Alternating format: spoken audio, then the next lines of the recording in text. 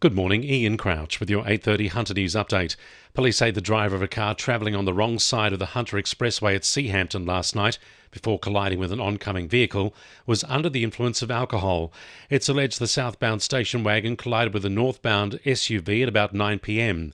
The driver of the station wagon, a 71-year-old man from Fern Bay, allegedly returned a positive breath test before being taken to the John Hunter Hospital for mandatory testing and treatment for hand and chest injuries. The driver of the SUV, a 61-year-old woman from West Wallsend, was taken to the John Hunter with chest and back injuries. The northbound lanes of the expressway were closed for about an hour. Police are awaiting the outcome of the test results. Hunter train commuters are being told to brace for more disruptions as industrial action ramps up. The union is imposing 10 new work bans across the network from tomorrow, including limits on speed for some services. It means trains on the Hunter and Central Coast Line will travel 23 kilometres per hour under the limit on the faster sections of the track. Shadow Attorney General Alistair Henskin says the government is ill-equipped to navigate the situation. There's a massive problem with them having to negotiate with the very people, the trade union movement, that funds their political party. These conflicts of interest and the lack of experience all contribute to mean that the unions are running New South Wales instead of the government. A man has faced court accused of shooting dead 98 kangaroos on the Singleton Army base. 43-year-old Joey Pace has pleaded not guilty to 6 charges, including aggravated animal cruelty between October 1 and October 8 last year, discharging a firearm on the Army base, trespassing on Commonwealth land, and harming or attempting to harm protected animals. He's been allowed continuing bail with the case to go to trial in August. Advocates and critics of the truncation of Newcastle's heavy rail line are reflecting on their arguments 10 years on from the closure.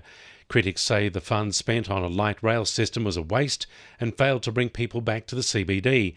Long-time critic Joan Dawson from Save Our Rail says Newcastle Station has suffered from the change. And I was actually quite shocked at this lonely place sitting there with hardly a person anywhere near. It used to be a very busy area with the station there, and when I went there the other day it was virtually deserted. But advocates say the truncation has been a boost for local commerce. Business Hunter CEO Bob Hawes says the tourism industry has expanded since. There was a lot of change that happened very, very quickly, and that's been hard for some sectors and some people, elements of the community to digest, but we have to persist with it. New restaurants opening up and new experiences is quite different, and I think we've still got a way to go on that. Investigations are underway following a spike in copper and bronze theft across the Hunter. It follows the theft of a life-size bronze canoe from the Fernley track at Belmont. It was installed just 5 months ago.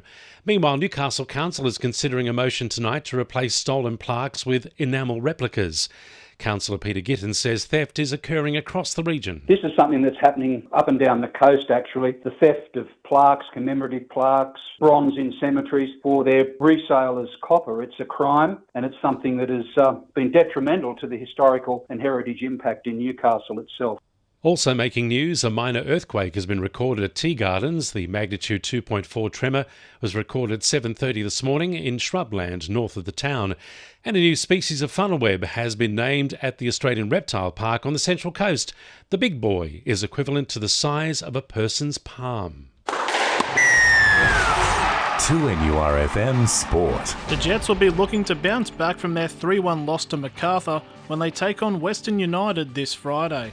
Midfielder Eli Adams is expected to return to the side for the clash after missing out on Sunday's match with the Bulls following knee issues.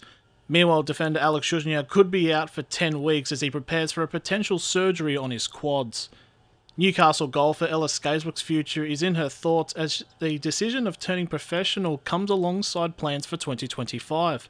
Potential amateur stints in the United Kingdom and the United States could be on the card for the 18-year-old within the next year.